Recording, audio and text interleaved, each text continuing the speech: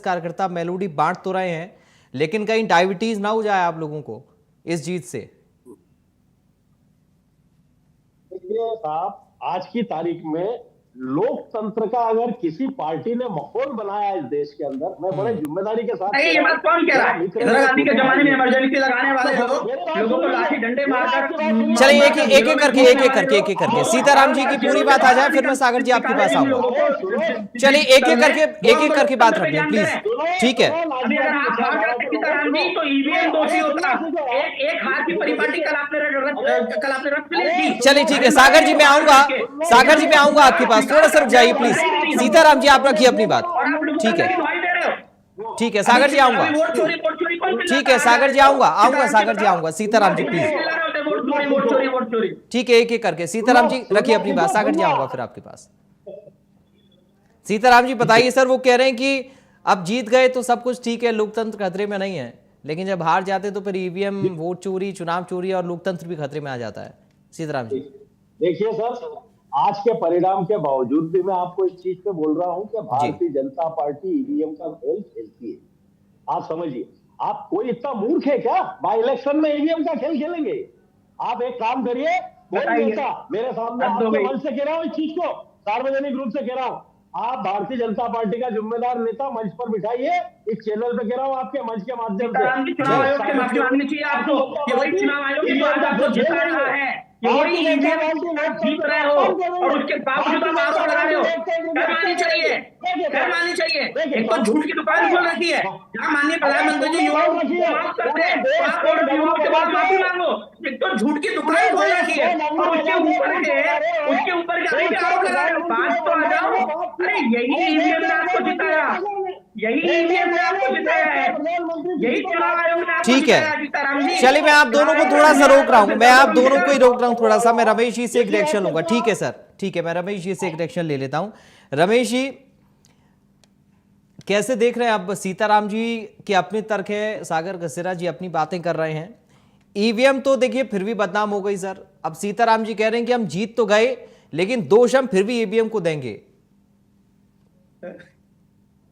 रमेश जी मोटे तो वर्षों से चुनाव आयोग और ईवीएम ये जो मशीन है ये राजनीतिक दलों के निशाने पर रही है। आप अगर देखेंगे तो 2009 में भाजपा ने भी आरोप लगाए थे और 2014 से अब कांग्रेस उस पर हमला कर रही है। एक हॉकी का मैच होता है, हॉकी के मैच में हाफ टाइम के बाद टीमें इधर से उधर चली जाती हैं और जिस गोल को बचाता है खिलाड़ी फिर सामने जाकर के दोबारा गोल करता है। तो राजनीति में अगर आप देखेंगे तो कई बार अगर पार्टी विपक्ष में जा चली गई तो वो आरोप लगाती और पार्टी गए तो चुनाव तो ये नशे पर हैं और निशाने चलते ही रहेंगे। इनको बेचारों को दोनों को कभी बचत नहीं होगी।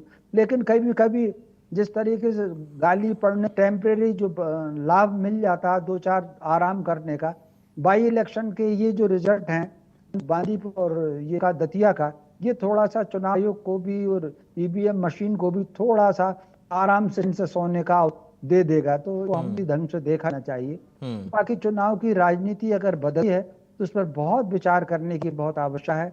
कुछ बिंदु ऐसे होते हैं जहाँ के हम राजनीति लेते हैं लेकिन उसका राजनीतिक नुकसान होता है। मैं समझता हूँ अगर इस चुनाव में वो बिंदु है जो राजनीति का फायदा दे रहे हैं लेकिन राजनीति को आघात लगा रहे हैं, पर दोनों ही दलों को चुनाव की राजनीति अलग हट करके अपने अमलों में विचार करना चाहिए और एक सीमा रखनी चाहिए कि जहां से राष्ट्र को तो अहित नहीं होगा, समाज में अगर राव होगा, मैं समझता हूं उसका प्रभाव कहीं ना कहीं राष्ट्र के हितों पर पड़ेगा। जी ठीक है, सागर जी रखिए प्लीज अपनी बात। अब देखिए, स्पष्ट रूप से मैं एक अपडेट भी देना चाहूंगा। अभी 13 राउंड जब समाप्त हुए, 12-12.5 हजार का जो अंतर है अब 11,000 के अंतर पर आ गया है। तो कांग्रेस इतनी भी आत्ममुक्ता पर ना आ जाए। भारतीय जनता पार्टी तो दतिया के परिणाम को स्थानीय परिस्थितियों का परिणाम मान करके उसे स्वीकार करती है। भाजपा किसी भी 14वें राउंड की हो गई सर, पूरी हम चला रहे हैं। 14वें राउंड की मतगणना पूरी हो गई अब, और इसमें 7,544 वोटों की बढ़त है कांग्रेस को। सागर जी 7,000 की बढ़त रहेगी ना। अब देखिए, अब अगर देखा जाए तो 55,000 से अधिक, 55,000 से अधिक मत जो है आशुतोष तिवारी जी के हिस्से में, आशुतोष तिवारी जी के हिस्से में आए हैं। हाँ। तो वहां का मुख्य 55,000 का वोट भारतीय जनता पार्टी के पक्ष में मिला।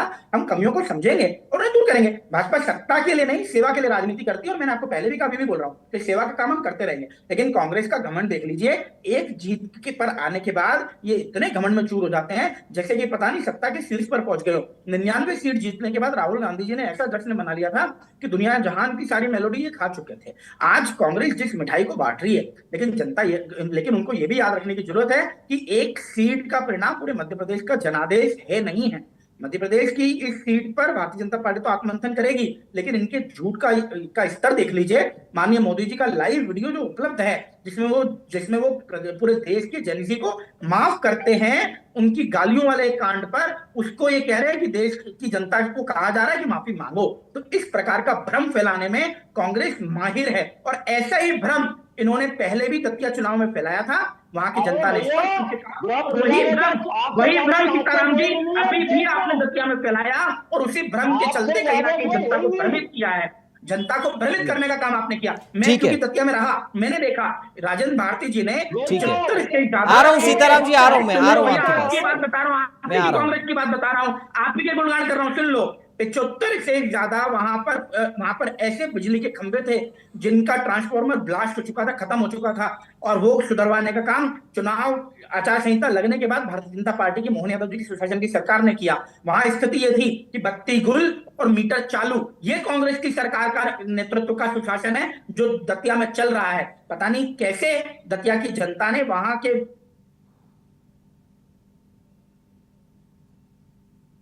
चलिए, कनेक्शन हमारा टूट गया है, लेकिन देखिए अब कांग्रेस के अंदर तो जश्न है और बीजेपी कह रही कि हम इस पर मंथन करेंगे कि 23 में भी चूंकि बीजेपी को यहां से हार का सामना करना पड़ा, नरोत्तम मिश्रा हार गए थे, राजेंद्र भारती ने जीत दर्ज की थी, और अब जब उपचुनाव हुआ राजेंद्र भारती की सदस्यता जाने के बाद में, तब उम्मीद नरोत्तम मिश्रा को थी कि उनको टिकट मिलेगा, लेकिन नहीं मिला। तो फिर पार्टी के अंदर विरोध भी हुआ। हालांकि सारी चीजें शांत हुई और नरोत्तम मिश्रा मंच पर नजर आए और उन्होंने कहा कि बीजेपी की कैंडिडेट के लिए वो जी जान लगाएंगे, उन्हें जिताएंगे।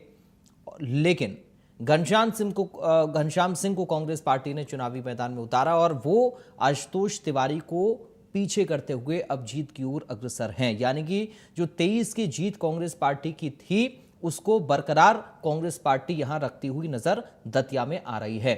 और ये अपडेट भी आ रहा है, देखिए 14वें राउंड में कांग्रेस को 7,544 वोटों की बढ़त है। ये 14वें राउंड की जो काउंटिंग है वो पूरी हो चुकी है, और एक बार फिर 2023 के बाद दतिया में जीत को लेकर कांग्रेस के कार्यकर्ता बेहद उत्साहित हैं।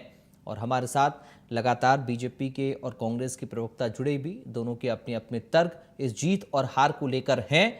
लेकिन दतिया के जनता के मन में क्या था वोटिंग वाले दिन, ये आज तय हो गया है, क्योंकि इस काउंटिंग से पहले और वोटिंग से पहले और वोटिंग के बाद भी लगातार दावे अपने अपने दोनों ही दलों के थे। एक बार फिर से गेस्ट हमारे साथ जुड़ गए हैं सीताराम जी। अब आप कह रहे हैं कि सर चुनाव तो हमने जीत लिया, 2023 का भी जीता था, उपचुनाव भी जीता, लेकिन फिर भी ईवीएम को दोष देंगे।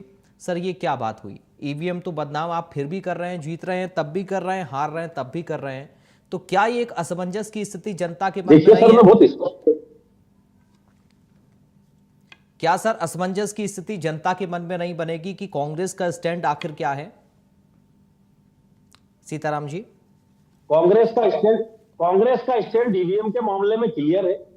ये पूरे विशेषज्ञ लोग भी कह चुके हैं, यहां तक कि विश्व में हर जगह, हर बड़े देश में, हर विकसित राष्ट्र ने ईवीएम को बैन कर दिया, क्योंकि ईवीएम के हैंग होने की संभावना है। सीताराम जी एक मिनट सर, सीताराम जी एक मिनट, सागर जी मैं आऊंगा आपके। सीताराम जी, 2017 में चुनाव आयोग ने चैलेंज किया था, 2017 में चैलेंज किया था चुनाव आयोग ने और कहा था कि आप आइए और हम ईवीएम को आपके सामने रखेंगे जिससे हम वोट डलवाते हैं और उसको हैक करके दिखाइए।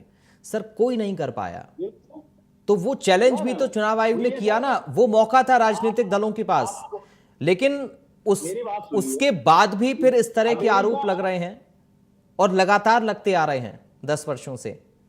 मेरी बात सुनिए, ये कोई कांग्रेस पार्टी कह रही है क्या? आदरणीय नरेंद्र मोदी जी उस समय मुख्यमंत्री हुआ करते थे देश के, गुजरात राज्य के, ये खुद कह चुके हैं इनके मुंह से। भारतीय जनता पार्टी खुद ढोल नगाड़े ताशे बजा के चिल्ला रही थी। लेकिन सर ये भी तो फैक्ट है ना कि चुनाव आयोग चैलेंज कर चुका है, चुनाव आयोग भी तो चैलेंज कर चुका है ना सर। वो कोई भी पार्टी हो, किसी भी दल का नेता आरोप लगाए, बीजेपी के लगाएं या कांग्रेस के लगाएं या कोई और दल के लगाएं, लेकिन चुनाव आयोग जो चुनाव कराता है वो एक्सेप्ट, उसका चैलेंज कोई एक्सेप्ट करने को तैयार नहीं है, तो फिर आप लोग कैसे आरोप लगा सकते हैं? मेरी बात सुनिए आप, मैं आपकी बात सुनी है, आपकी बात अपनी जगह पे आपने कही, जो बात कही है वो बात सही है, मैं उस चीज से नहीं इनकार कर रहा कि 2017 में यह हुआ था, बात सही जी। मेरा कहने का मतलब एक बात यह है कि जितनी राजनीतिक पार्टियां देश के अंदर है, हर राजनीतिक पार्टी जब ये कह रही है कि साहब ईवीएम बैन होना चाहिए, हिंदुस्तान विश्व का सबसे बड़ा लोकतंत्र का देश है, और अगर यह राजनीतिक पार्टियां जो चुनाव लड़ने वाली पार्टियों कह रही ईवीएम बंद कर दो ना, क्या दिक्कत है? आप निष्पक्षता चाहते हैं ना, आप तो कह रहे हैं हम ईमानदार है, जनता हमारे साथ है, कर दो आप ईवीएम बैन, क्या दिक्कत है उसमें? सीताराम जी, बैलेट पेपर से आपको ऐसा लगता है कि बैलेट पेपर से निष्पक्ष चुनाव हो सकता है? क्या बैलेट पेपर वाले दिन आपको याद नहीं है? वो और ज्यादा आसान होता है सर, बक्से के बक्से उठाकर गायब हो जाते थे। हमने देखा नहीं है क्या यूपी में, बिहार में, अलग अलग जगहों पर, गांव देहात में किस तरीके की अराजकता होती थी बैलेट बॉक्स के साथ में? क्या आपको अभी भी ऐसा लगता है कि ये चीजें बहुत ज्यादा चर्चा का विषय हैं? क्योंकि जब हम हार रहे हैं या लगातार अगर हम हार रहे हैं तो ईवीएम दोषी हो रही है, और सवाल यह है कि जहां पर आप सरकारें बना रहे हैं, जहां पर आपकी सीटें अच्छी खासी आ रही हैं, वहां पर फिर आप कैसे इन बातों को नकार सकते हैं कि साहब हमारे आरोप जो हैं वो गलत हैं? आप लोग आरोप भी लगाते हैं और फिर दोष भी ईवीएम पर मढ़ने की कोशिश करते हैं, तो ये दोहरा मापदंड क्या जनता के बीच में नहीं पेश होता है? मैं शुरू से एक बात कह रहा हूं आपसे, जब से आपने ईवीएम की बात छेड़ी, मैंने एक ही बात कही है, ये दतिया परिणाम के अलावा भी मैंने एक ही बात कही है कि मैं आज भी इस चीज को कहता हूं कि ईवीएम का चुनाव प्रणाली दोषपूर्ण है, लोगों को इसके प्रति शंका है, राजनीतिक दलों को इसके प्रति शंका, और हमारे देश का कानून ये कहता है कि 100 अपराधी भले ही छूट जाए लेकिन एक निर्दोष को सजा नहीं होना चाहिए, ये मेरे देश का कानून कहता है, ठीक है ना? तो हमारा कहने का मतलब है कि जब सब राजनीतिक पार्टियां ईवीएम का विरोध कर रही हैं तो ईवीएम बैन हो जानी चाहिए। ठीक है, वापस आ जाओ आप। ठीक है, इस पर एक रिएक्शन रमेश शर्मा जी आपको मैं चाह रहा हूं प्लीज, फिर मैं सागर जी आ रहा हूं आपके पास। देखिए मोटे, हेलो, मेरी आवाज आ रही है? आपकी आवाज आ रही है सर। देखिए मोटे तौर पर एक बात समझ लीजिए, ईवीएम का आरोप मुझे सही नहीं लगता। चुनाव आयोग ने कई बार सभी राजनीतिक दलों को कहा कि आकर के बताइए, वहां जाएंगे नहीं, मीडिया में चर्चा करेंगे और उसके बारे में माहौल बनाएंगे। दूसरी बात आप अगर देखिए, जिन दिनों बैलेट पेपर से चुनाव होता था, बैलेट पेपर पेड़ काट करके बनाए जाते हैं, पर्यावरण को कितना नुकसान होता है। टेक्नोलॉजी अगर इतनी ज्यादा बढ़ गई है, हम अब एआई की तरफ जा रहे हैं, अब इस टेक्नोलॉजी में अब ड्राइवर के बिना चलने वाले कारें और हवाई जहाज का वो हो रहा है। अब रोबोट अगर ऑपरेशन कर रहा है हार्ट का, ऐसी स्थिति में हम आज भी अगर पुराने जमाने की बैलेट पेपर पर लगे रहेंगे तो मुझे बताइए प्रगति पर प्रश्न चिन्ह लगेगा क्या नहीं लगेगा? हमको ये देखना चाहिए। अब इस समय जो टेक्नोलॉजी इतनी एडवांस हो गई है, इस बार मैंने दतिया की जो तैयारी देखी है चुनाव आयोग की, मशीन इंडिविजुअल है, वो किसी उससे नहीं जुड़ी हुई होती है, किसी सॉफ्टवेयर से ऐसी नहीं जुड़ी हुई हो, उसमें कोई कुछ नहीं कर सकता, मशीन इंडिविजुअल हो सकती है। 19-20 अगर कहीं कुछ अपवाद स्वरूप कुछ हो जाता है तो भगवान शिव ने भी राक्षस को वरदान दे दिया था, तो वो छोड़ दिए। बाकी ये चुनाव प्रक्रिया जो है वो कांग्रेस जीते के भाजपा जीते, ये चुनाव प्रक्रिया कहीं ना कहीं ठीक है। फिर कैमरे लगे हुए हैं, कौन व्यक्ति आ रहा है और कहां वोट दे रहा है वो सारा का सारा रिकॉर्ड हो रहा है। मशीन जब रखी जाती है, सारे जो उम्मीदवारों के प्रतिनिधियों से सिग्नेचर कराए जाते हैं, उसकी सील लगती है, खुलती है तो उनके सामने सील खुलती है। मोटे तौर पर चुनाव प्रक्रिया पर आरोप लगाना अब ये फैशन हो गया, चुनाव पर भी आरोप लगाना, चुनाव आयोग पर भी आरोप लगाना, सुप्रीम कोर्ट पर आरोप लगाना, जितनी। ठीक है रमेश जी, मैं आऊंगा। एक बड़ा अपडेट आ रहा है, 6000 वोटों से कांग्रेस पार्टी की जीत हो गई है दतिया उपचुनाव में। ये बड़ी जानकारी अपने दर्शकों को बता दें, उसके बाद आप लोगों